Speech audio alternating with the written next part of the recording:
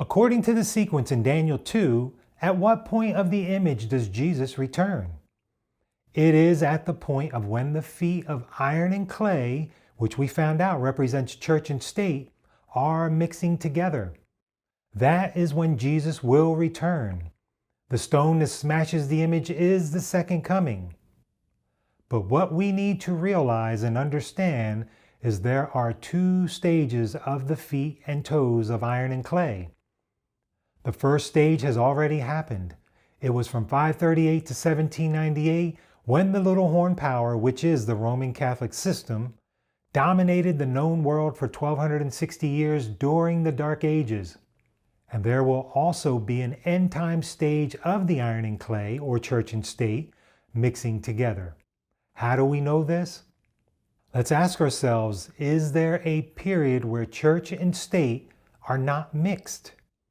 Yes, it happened in 1798 with the French Revolution. So we know as soon as the Roman Empire divides into 10, right after this, we know the clay is going to be mixing with the state. That's what the prophecy tells us. And we also know that the clay mixing with the political powers of this world will exist at the time of the second coming of Jesus, because that's when the stone hits the image, when they are mixing together.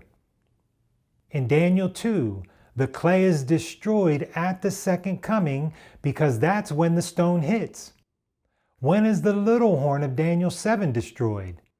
Well, in Daniel 7 it says the little horn rules from 538 to 1798, then he loses his power.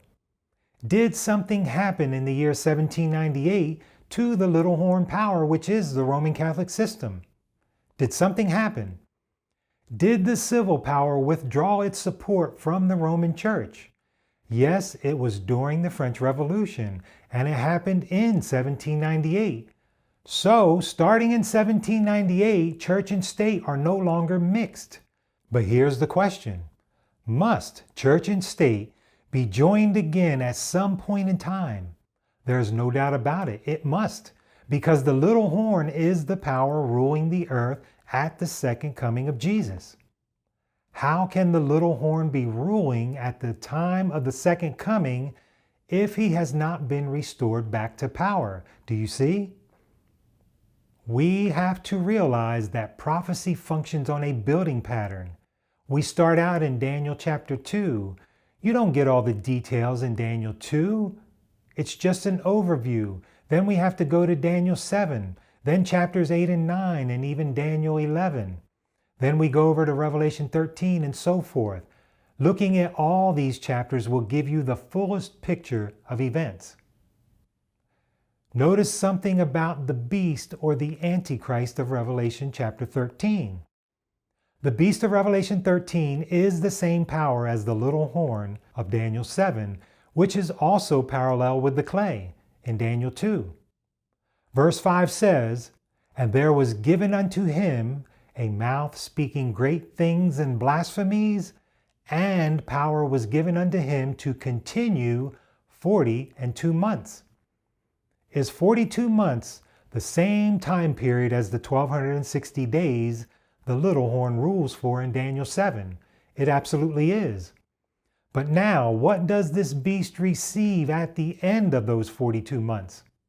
Notice verse 3. "And I saw one of his heads as it were wounded to death." This is the deadly wound that happened in 1798. This is when church and state are no longer mixing together. But will this power reunite with the state once again? It continues saying, "And his deadly wound was healed." So how many stages does the first beast of Revelation 13 have? The first stage, he rules for 42 months, then receives a deadly wound. Church and state are no longer mixed together at this point. Then the wound is healed. In other words, he rules again because he is joined back or mixed with the political powers of the world once again. That's stage 2. The beast of Revelation 13 will be the last power to rule the earth. The little horn of Daniel 7 says it will be the last power to rule the earth. And the iron and the clay of Daniel 2 will be the last also. These are all speaking of the same power, the Roman Catholic papacy. It's just called by different names.